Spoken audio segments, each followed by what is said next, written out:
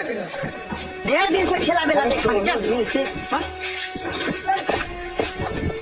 पारा डालो के देह में गर्मी बा अरे चल हमरे के कारे सुनगा तोनी से ये क्या करत रे छोड़बे सन कि ना हमनी के ऐसे छोड़ दी तो जाई ढेर उछाल मारता अपने गांव के कौन लइका ना रहे कि दूसरा गांव के लइका से रंग वाली मनावत रे कारे बहन चो तो नाम का हो अते काना के बेटा हो तो घर कहां रे बहन चो तू इतना लड़चोक भइल बड़ा कि दूसरा गांव से आके हमरा गांव के लड़की की गाड़ी पर बैठा के हमरा गांव के गाछी में एक आराम चीज होता रहो बोल साला बोल नहीं खुश भैया हो अगर इसा नहीं के बोलत हम कहत नहीं कि डांट के गोरी में डाल दे के अरे तू खाली तो अपने बोली ना भाई हम तो कहते सारा बाल और चुप भइल भाई कलमर में कर दिया लड़ाई बस ना बाजी बसली ठीक कहत रे ए साला पाइप खोल अंदर छुरी इधर जुगाड़ का बोल भैया हमरा के छोड़ दिया हमरा में कोनो गलती नहीं के होय हमरा के फोन में के बोले लगी हो का हो आपके रला बड़का बड़का साड़ी मारे एक के बार पकड़ले तो गाल फट गई अभी तो इस साला गांव में फाटल रहा यो ही गांव में हगबो करी दिमाग का तू से मेरे से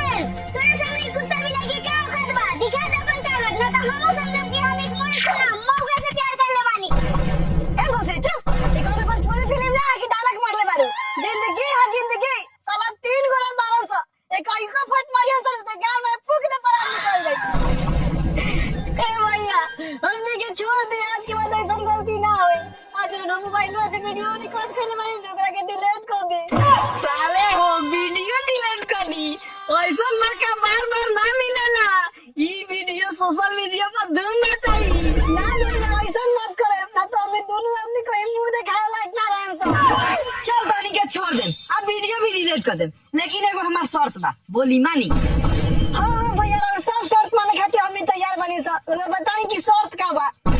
ना दिवाकर हम इकर शर्त ना मानब हमरा सब पता बा कि तू गलवा के का चाहिए तो ठीक बा ना मनबे तो सोशल मीडिया पर फेमस होके खातिर तैयार हो जो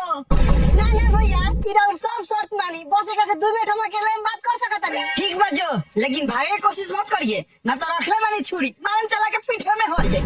ना भैया ना चल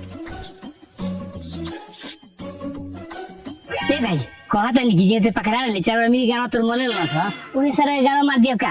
चुप साला भीतर बात काहे करते रे पुरान गांव के घाव ताजा मत कर ये तो झट आदमी क्यों उसर बाजन को हाथ बात तो मान लो ना तो हमने दूर आदमी कहीं मुंह दिखा ले ना रह रे ये तो क्या हो जाई हम तोरा संग जिए मोरे खातिर तैयार बानी अब चढ़वा के बारे में तू नहीं के जानत एक नंबर के छेछरा बा हम सब जानत नहीं कौन फेरा में बा ये जरा जरा सरवा क्या मानी पैसे नु जितना पैसा मांगी उतना हम दे दे बाकी तू सरकार लियो बहन चुका बतिया तो सरे झाते नहीं के बहन से मायने छु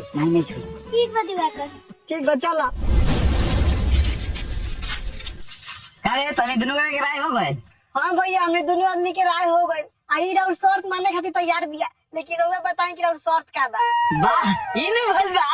का हो बुची आखिर लाइन पाइए गइलू ए ढेर बकवास मत कर बता तोरा का चाहिए तो ठीक बा सुन हमने 3 गोरा बानी सो हमने तीनों गोरा के पारा पारी एक हाली दे दी ले दो बलवा तोरा से ये उम्मीद रलक ई थूक तोरा बहुत महंगा पड़ी